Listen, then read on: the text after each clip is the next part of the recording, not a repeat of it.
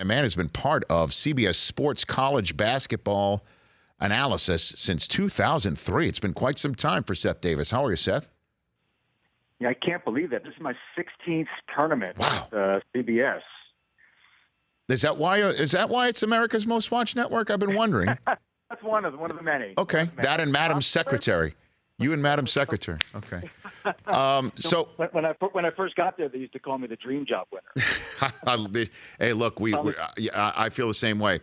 Zion returning tonight. What are you hearing about that? Any minutes restrictions? What are you hearing about with this? There are no minutes restrictions on him as far as I know. I think he's been healthy for a while, to be honest, Rich. That last game at North Carolina, if that was an NCAA tournament game, say a second round or Sweet 16 game, there's no doubt that he would have played. So it's the knee is fine. It's a matter of him being in game shape at this point, and that's really hard to throw a guy like that into the mix who's all about athleticism and effort and energy if he's not really in full condition. So, certainly smart to have an abundance of caution. He'll have, probably a couple of games, theoretically maybe 3 games in the ACC tournament to get into shape, and then another few days of practice to get ready for the NCAA tournament. In your experience of covering this sport, Seth Davis, will there be a more scrutinized shoe in the history of the sport than the one that he laces up to his left foot tonight, Seth? I've actually poked around, and no one will answer this question, shockingly enough. I'd like to know where that shoe is. Somebody had to save that shoe. I mean, at the very least, it should be auctioned off for charity. Maybe signed by Barack Obama, who was a few feet away. I'll tell you what's interesting, Rich, is I've heard coaches kind of complain to me about how light these shoes are. That was the first thing I thought of, because for the general public, the public likes walking around in light shoes, but they offer less support. So I don't know if the data would back it up, but I know coaches believe that it's not just Nike, by the way. They're all kind of competing for that you're seeing more foot injuries and ankle injuries and stress fractures and stress reactions because of that. Well, I would think for sure that shoe had to be sent back to some sort of laboratory in Oregon. They I'm sure they wanted to test that, et cetera, or make sure it's removed from public circulation, A, and B, they will. Charles Barkley went on TNT while going out and fully saying that he is a Nike guy, that he heard that it's the same shoe that Zion had been wearing all year long, and that he was the type of guy that he would change shoes almost every game, is what Charles said back when he played. Yeah, I don't know. That struck me because I know people have said that. I don't know that Duke or Zion have ever confirmed that. They're kind of the flagship Nike program, so I don't think they really want to talk about it. But, that would be something that would be good to know. And when you talk to other – I work with a lot of NBA guys on television, and a lot of them will tell you that they've done that. So it wasn't so exceptional. But given the circumstances and given Zion, Zion just seems like a cartoon character, So the fact that it was him and the Carolina game and Obama was there and everybody was watching the very first minute of the game, and then he got hurt because of it, and that launched the whole debate about whether he should shut it down. I mean, it was a pretty epic moment. Seth Davis here on the Rich Eisen Show, and I'm just glad that whole shut it down argument is a moot one right now. And I know Charles also said, he was the voice that said that players play. Do you think at all that was a realistic conversation that was going on in Duke? It was. On the one hand, it was one of the dumber things. I mean, look, in today's media culture, media climate, social media, it's hard to keep lowering that bar on the surface. But I'll say this, Rich, I actually thought it was a pretty healthy discussion because it made people really think about, everyone talks about what the players are doing for the school and all the money they generate, but there's rarely much discussion about what they're getting out of it, even under the current system, flawed as it is. And I think when people step back and who among us wouldn't trade places with Zion Williamson right now? I mean, look at the life that he's living, and what injury could he possibly suffer that's going to keep him out of being the number one player in the draft and having every chance at a lucrative NBA career. He's playing for Duke University on a great team that has a chance to win the national championship with his best friends, and being on a campus and being in that environment and being the focus of everybody's attention. I mean, who among us wouldn't trade places with him right now? So I actually thought, on balance, it was a pretty healthy discussion because it forced people to focus on how Zion is exploiting the system to his benefit. Seth Davis here on the Rich Eisen Show. Okay, so conference tournaments beginning in earnest. what could actually change seeding significantly in action over the next several days, Seth? I guess bullet point it for me. Yeah, well, the big I always find the bubble aspect of it to be far more interesting than who's going to be number one.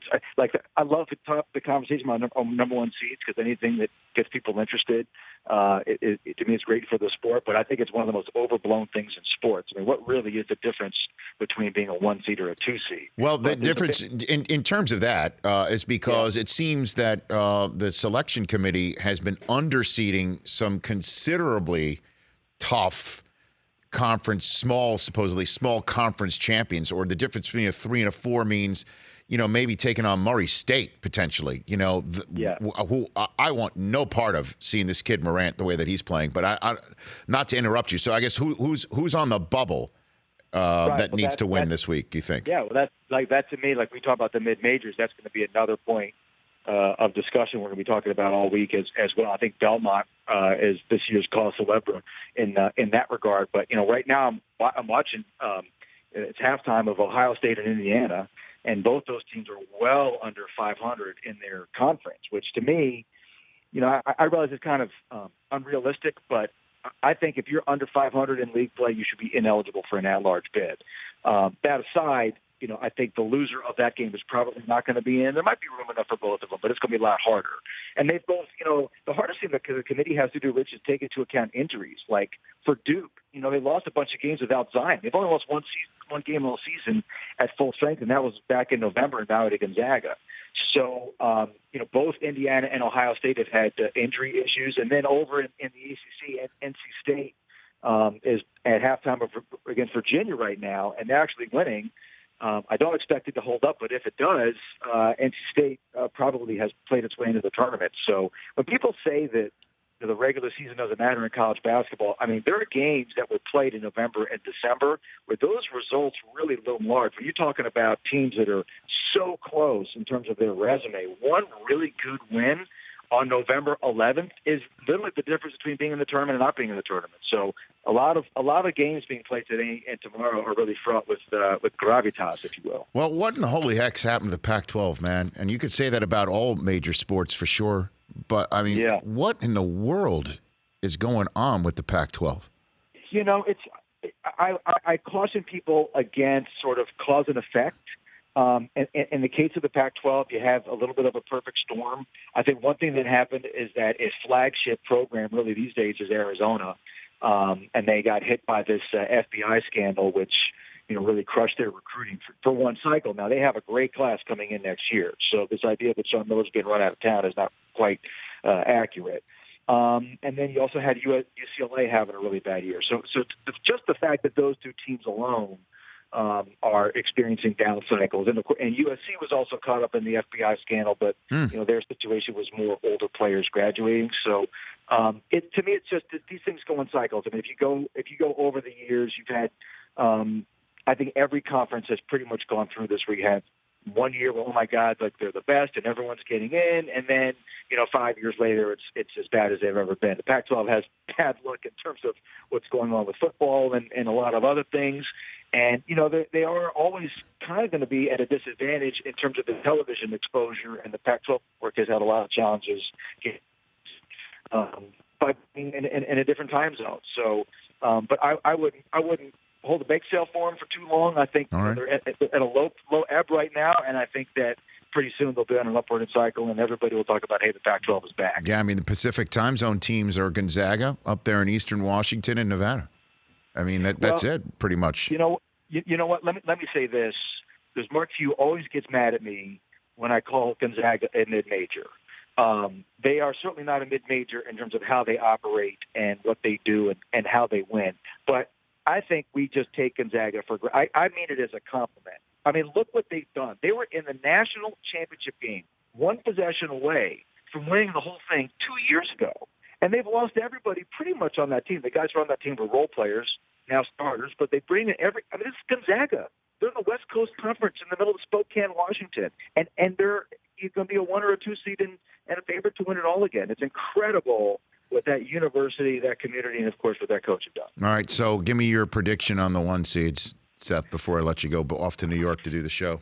Well, I would say your starting point is you're going to have 2 ACC teams at minimum. Not out of the question, there could end up being 3 ACC teams, but certainly between Virginia, North Carolina, and Duke, 2 of those 3 will be there. I think Kentucky or Tennessee, if they win the SEC tournament, will lock up another 1 seed. The 4th spot right now, I would give to Gonzaga, but I think the inside track belongs to Michigan State, the way they finished the year. And again, they had injury issues of getting a guy back. If they win the Big Ten tournament, they've got more, what we say, quadrant 1 wins than any team in the country. If they win the Big Ten tournament, they won the Big Ten regular season, they suffered some losses with injuries getting healthy, I think they end up on the 1 line, in which case Gonzaga would be your overall top 2 seed, but either way, they're going to be sent out west. So for Gonzaga, it's not a huge difference between that 1 and the 2. It's just playing a 16 versus a 15 in the first round. All right, Seth, thanks for the call. Safe flight, safe journey. We'll chat with you during the tournament itself. Next time we chat, they'll be actually dancing. They'll be dancing. Yes. Be fantastic. Honor to be on, Rich. Thank you very much. I appreciate that, Seth. Thanks for coming on. That's at Seth Davis Hoops on Twitter, Seth Davis. The Rich Eisen Show, weekdays at noon Eastern on Audience.